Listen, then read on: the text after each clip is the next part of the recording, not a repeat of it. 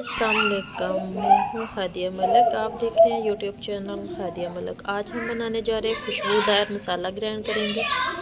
तो जितनी जितनी मिकदार में हमारे पास है खुश्क धनिया और काली मिर्च और लौंग है, तो ज़ीरा है, तो ये जाफल जवत्री है, पायदान का फूल है और दालचीनी है। इसे हम हल्की आंच पे करेंगे ड्राई रोस्ट।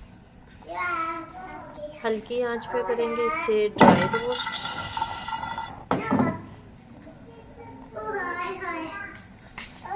तो इसे हमने रोस्ट करना है बस। तो जिस तरह से इसकी खुशबू आना शुरू हो जाए तो आपने चूल्हे को कर देना है बंद। तो ये आलू गोश्त और बाकी शोरबे वाली चीज़ों में ये मसाला बहुत ही ज़बरदस्त रहता है, इतनी मज़ेदार खुशबू होती है इसकी। तो इन सारी चीज़ों को करना है हमने इसी तरह हिलाते हुए ड्राई रोस्ट। तो इसी तरह हमने इसे रोस्ट करना है। तो चूल्हा कर देंगे बंद। तो रोस्ट हो चुका है हमारा, खुशबू आना शुरू हो चुकी है। तो इसे ठंडा होने देते हैं।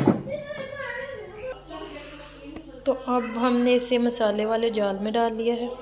तो इसे ग्राइंड करेंगे।